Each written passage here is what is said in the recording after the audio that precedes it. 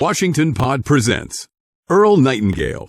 When I discovered the strangest secret for myself, when I learned that I had only to seriously set goals and then begin moving toward them in order to accomplish whatever I wanted to accomplish in life, and that by so doing I was marshaling forces, invisible forces, if you will, that were astonishing in their efficiency, I made the move to the driver's seat in my life. It was an experience I'll never forget, and there were times when it used to puzzle me. I found myself asking how people who were patently unqualified for certain kinds of success might use the formula, and, upon investigation, found that the system has a built-in self-regulator. People do not seriously make up their minds to achieve those things and levels of accomplishment that are beyond their imaginations or capacities. Our wants, our serious wants, are regulated by our genetic capacity. Once achieved, once we've grown to fit the new plateau of achievement, we can then set higher goals and grow as persons to fit them. When we set such goals and put the formula to work, we immediately begin to become the person to whom such achievement would be a normal result of his or her activities. We'll go into this on the message on goal setting, but for now, remember that everybody seems to want something different. If you'll begin to observe people, you'll quickly see this phenomenon at work. Our goals tend to be in keeping with our true potential as well as our true desires. One man's wealth might be another's poverty, and what most people do for a living would not necessarily work for us, no matter how varied their jobs might be.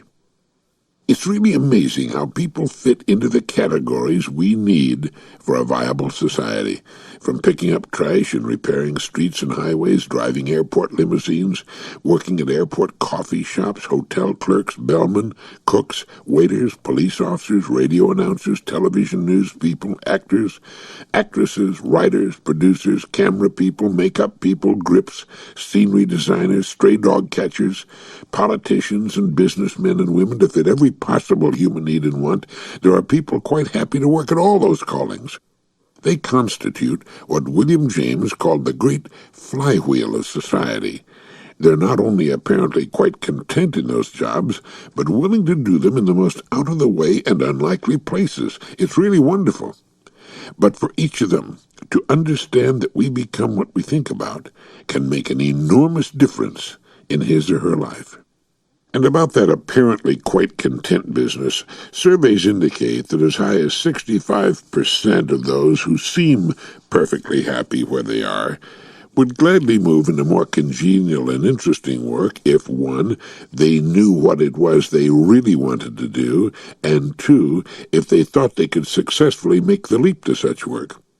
They tend to make do with the work they're in, and they're suspicious of any radical change that might plunge them into the abyss.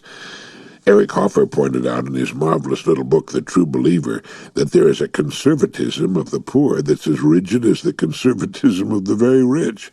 Meager as their lives are, they've learned to cope and survive on that level, and fear any change that might, they believe, be for the worse.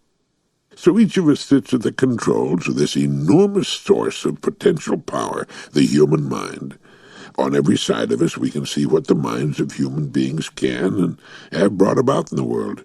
Do we ask the question, what shall my contribution to all of this be? We need to keep in mind that just as the computer age gave us the word gigo, which translates into garbage in, garbage out, and tells us that the computer can only provide answers based on the kind of information we put into it, the same is true of this mind of ours.